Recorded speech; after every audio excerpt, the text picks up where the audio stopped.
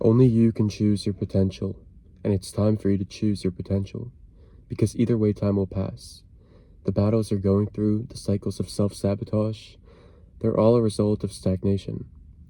And the only way to move on and become a better version of yourself is to approach this from the lens of love and growth rather than dwelling and hate. Because dwelling in hate only reinforces your reality to what you're trying to move on from. It's like if you are constantly reminiscing about the mistakes you did, if you're constantly dwelling about who did you wrong or how you did people wrong, then you're living in the past. And you're molding your present to your past. Your past will be your future if you live it in the present. Your past will be your future if you continue dwelling on it in the present moment. Be grateful that you can learn these lessons through that experience. Be grateful that now you can reapply those lessons into the present moment to actualize your potential. The only way to do that is to approach it from the lens of growth. Because when you approach it from the lens of growth, you approach it from the lens of living in the present moment. And when you approach it from the lens of dwelling, you approach it from the lens of living in the past. So it's up to you. If you want to live in the past, you will keep repeating the same mistakes. You will keep reinforcing that reality and that identity into your current state of being. Let it drive you to fulfilling your potential rather than holding you back. It's like a double-edged sword. And you're the one deciding where you're aiming the sword. You're the one deciding if you're aiming the sword at yourself and you're stabbing yourself, or if you're pushing it away from yourself. Nobody takes action for you. Nobody lives your life for you. You can know exactly what to do, and you can have the best advice, and you can literally have a perfect theoretical framework that guarantees you success. But if you don't do anything practical with that framework, nothing will happen, nothing will change. Because nobody lives your life for you. And that can bring you worry, or that can bring you peace.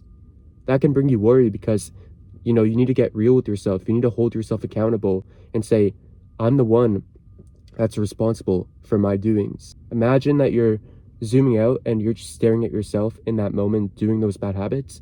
You're the one doing that. Nobody takes action for you.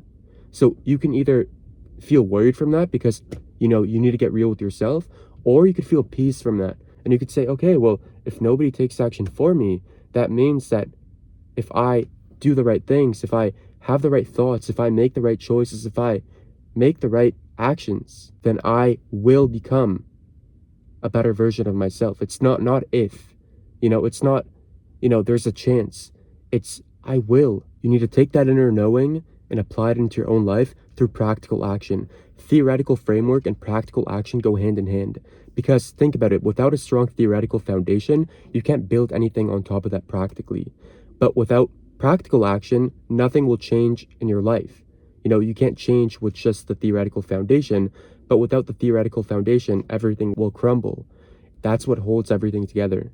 So in essence, either way time will pass, and it's time for you to choose your potential.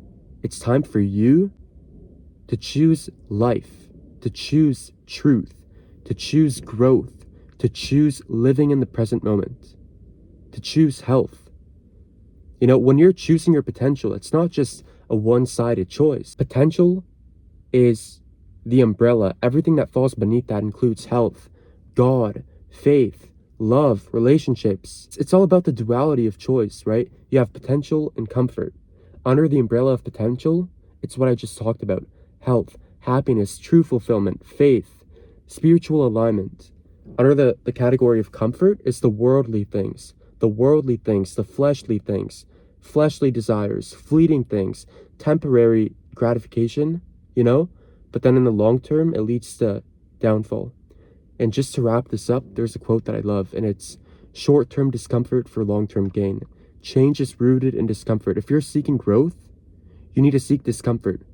When you're feeling uncomfortable, you're doing something right. It's like growing pains in our teeth and our height. It's temporarily uncomfortable, but you know that after that short-term period of discomfort comes long-term gain. Choose your potential.